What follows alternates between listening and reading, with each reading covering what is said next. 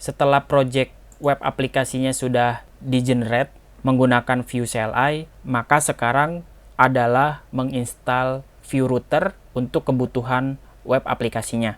Saya akan coba install Vue Router versi terbaru melalui terminal, jalankan perintah ini.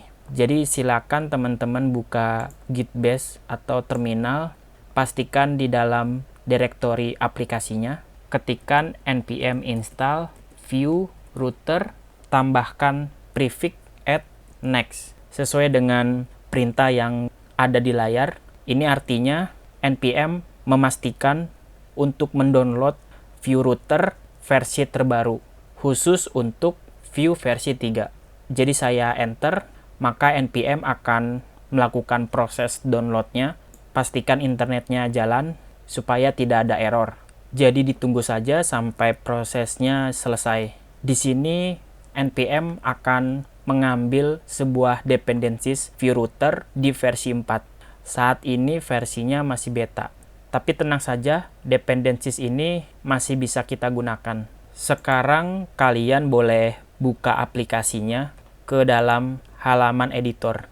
Berikut ini adalah struktur dari Vue CLI yang sudah kita generate secara otomatis. Ada beberapa folder. Yang pertama ada folder node modules. Ini adalah tempat package, di mana ketika kalian menginstal menggunakan npm, maka paket tersebut akan dimasukkan ke dalam folder node modules dan akan dicatat ke dalam history packet JSON-nya. Berikut ini adalah dependencies yang kita gunakan, yakni Vue versi 3 dan Vue Router versi 4. Semua dependencies ini sudah bisa kita gunakan terkait aplikasinya.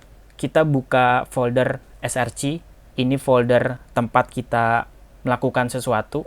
Semua settingan aplikasinya ada di dalam folder src.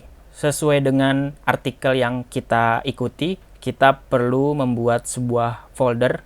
Di dalam folder src, kita klik kanan, kasih nama foldernya, namanya router. Di dalam folder ini, kita buat file baru, kita bisa simpan, berikan nama index.js sesuai dengan instruksi dari artikelnya. Di dalam file JS ini, saya akan melakukan konfigurasi router application-nya.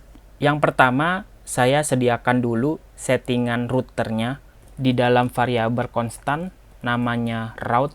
Tentu bentuknya sebuah array yang dimana saya akan menentukan beberapa rute terkait aplikasinya. Kita bisa deklarasikan sebagai objek.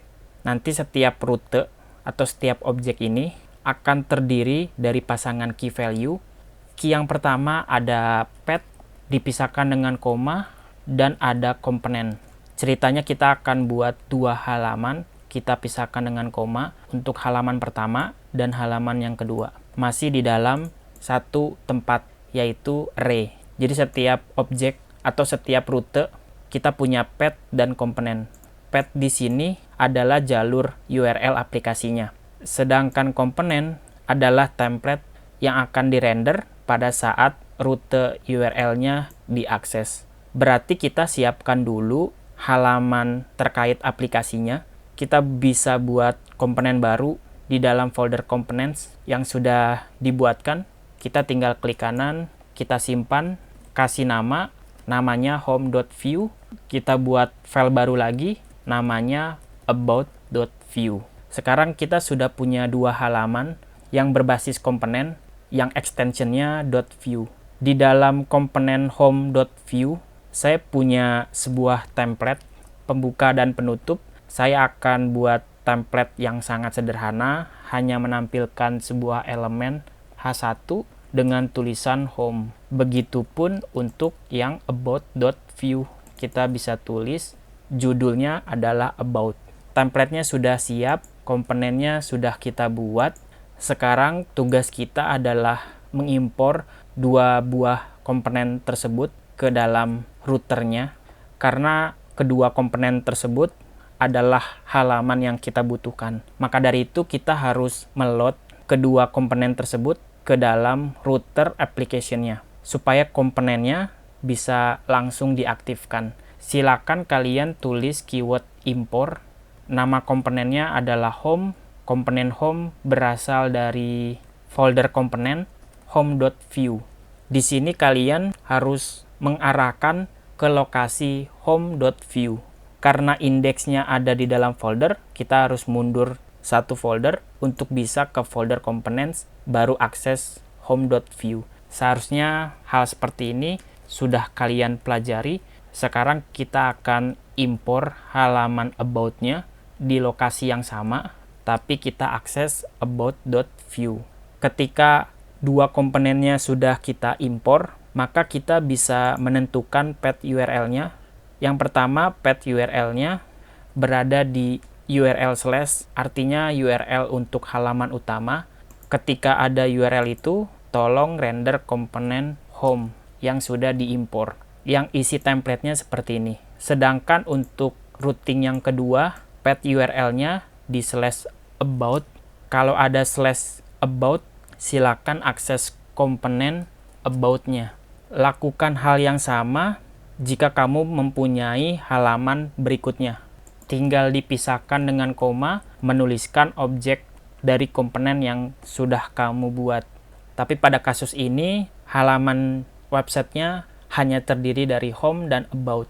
Setelah itu, kamu bisa membuat router untuk mengimplementasikan router application-nya dengan menjalankan sebuah metode sesuai dengan artikel yang kita ikuti. Nama metodenya adalah create router. Tulis create router, kurung buka kurung tutup, di dalamnya isi sebuah objek. Di dalam objek ini, kita bisa pasang konfigurasi routingnya sebagai opsi pertama, yaitu route. Titik 2, nama routingnya.